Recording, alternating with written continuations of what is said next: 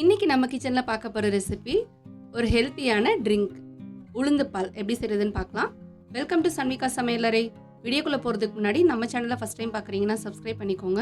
கூடவே இருக்க பெல் ஐக்கானை கிளிக் பண்ணிட்டு ஆல் ஆப்ஷனை செலக்ட் பண்ணிக்கோங்க. ரெசிபி எப்படி செய்யறதுன்னு பார்த்துடலாம். ஃபர்ஸ்ட் ஒரு குக்கர்ல 1/4 கப் அளவுக்கு உளுந்து சேர்த்துக்கலாம். கருப்பு வெள்ளை எது வேணா சேர்த்துக்கலாம். இதை நல்லா வாஷ் பண்ணிட்டு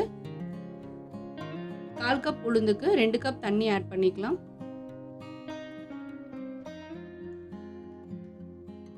இப்போ மூடி போட்டு 3லேருந்து 4 விசில் வச்சு எடுத்துக்கோங்க. பருப்பு இந்த அளவுக்கு நல்லா வெந்து வந்திருக்கணும். இப்போ இதை ஆற வச்சுட்டு ஒரு மிக்சர் ஜாரில் மாற்றிக்கலாம். தண்ணி அதிகமாக இருந்ததுன்னா தனியாக எடுத்து வச்சுட்டு பருப்பை மட்டும் சேர்த்துக்கோங்க.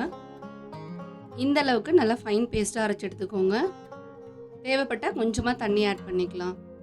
இப்போ இது தனியாக இருக்கட்டும். இப்போ ஒரு அடிகனமான பேனில் 3/4 கப் வெல்லம் சேர்த்துக்கலாம். வெல்லம்க்கு பதிலாக நீங்கள் நாட்டு சக்கரை கூட சேர்த்துக்கலாம். இதில் 1/2 கப்லேருந்து 1 கப் அளவுக்கு தண்ணி ஆட் பண்ணிக்கோங்க. இப்போ வெல்லம் முழுமையாக கரைஞ்சி வர அளவுக்கு நல்லா கிளறி விட்டுட்டே இருக்கலாம். ஸ்டவ்வை கம்ப்ளீட்டாக மீடியம் ஃப்ளேமில் வச்சுட்டு மிக்ஸ் பண்ண ஆரம்பிங்க. வெல்லம் இந்த அளவுக்கு நல்லா கரைஞ்சி வந்ததும் இதை தனியாக எடுத்துக்கலாம். இப்போ ஸ்டவ்வில் ஒரு பேன் வச்சுக்கோங்க. ஸ்டவ் ஆன் பண்ண வேண்டாம். நம்ம அரைச்சி வச்சுருந்த உளுந்த மாவை இதில் சேர்த்துக்கலாம். நீங்கள் வேக வைக்கும்போது தண்ணி அதிகமாக இருந்து எடுத்து வச்சுருந்தீங்கன்னா அந்த தண்ணியை இப்போ ஆட் பண்ணிக்கலாம்.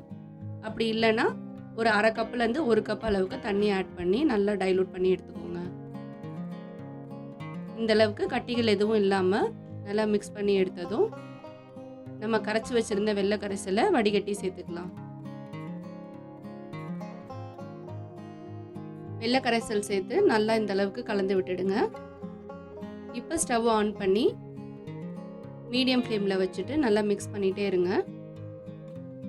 வெல்லம் சேர்த்துருக்கிறதுனால அடிப்பிடிக்க வாய்ப்பு இருக்கும். அதனால கைவிடாமல் இந்த மாதிரி மிக்ஸ் பண்ணிகிட்டே இருங்க. இதில் மேலே வர இந்த நுரையெல்லாம் தனியாக எடுத்து த்ரோ பண்ணிடலாம். இந்த கலவை கொதிக்கணும்னு அவசியம் இல்லை. கொதிக்கிற ஸ்டேஜுக்கு முன்னாடி வரும்போது காய்ச்சி ஆற வச்ச பால் 1/2 கப் அளவுக்கு சேர்த்துக்கலாம். பால் சேர்க்கும்போது ஸ்டவ் கம்ப்ளீட்டாக லோ ஃப்ளேமில் இருக்க மாதிரி பார்த்துக்கோங்க. ஒரு பிஞ்ச் ஏலக்காய் தூள் சேர்த்துக்கலாம். பால் சேர்த்து அதிக நேரம் கொதிக்க வைக்கக்கூடாது. பால் திரியறதுக்கு வாய்ப்பு இருக்குது.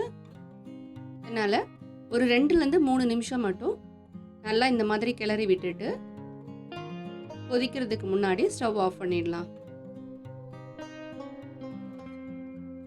அவ்வளோதான், நம்மளோட சூப்பர் அண்ட் ஹெல்த்தியான உளுந்து பால் ரெடி ஆயிடுச்சு.